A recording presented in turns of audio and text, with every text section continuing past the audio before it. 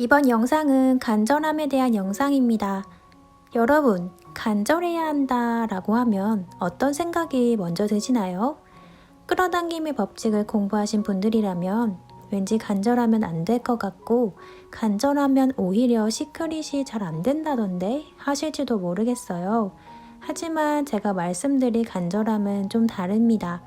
간절하다라는 의미를 재정의할 필요가 있습니다. 우린 오히려 간절해야 한다고 생각합니다. 사람은 눈을 감는 순간까지 자신의 인생에 대해 간절해야 하는데요. 간절하게 자신의 인생이 바뀌기를 바라고, 간절하게 좋은 인간관계가 유지되기를 바라고, 간절하게 소원이 이루어지기를 바라야 합니다. 하지만 그 간절은 믿음이 있는 간절이어야 합니다. 믿음이 있는 간절함은 무조건 이루어지고 믿음이 없는 간절함은 집착이 됩니다. 우리가 배우는 경계해야 할 간절함은 바로 이 믿음이 없는 간절함입니다. 그럼 믿음이 있는 간절함과 믿음이 없는 간절함의 차이는 무엇일까요?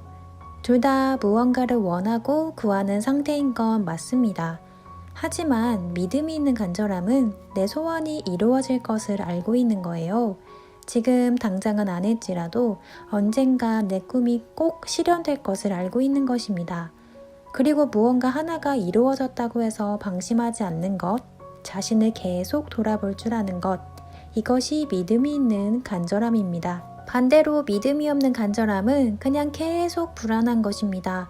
원하는 것은 많지만 이게 현실적으로 이루어질 것이라는 생각을 하지 못하는 거예요.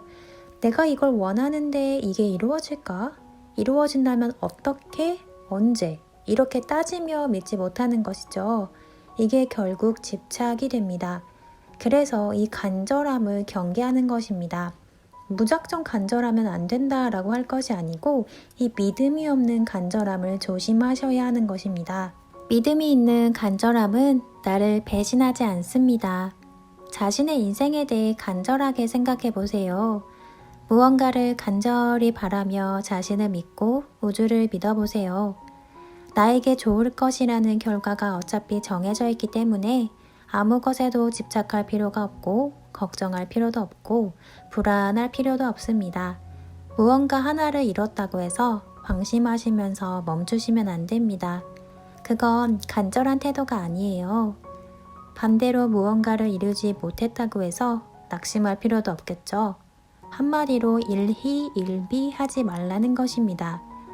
삶이 내게 줄 선물은 많고도 많기 때문에 하나에 휘둘리지 않으셔도 됩니다.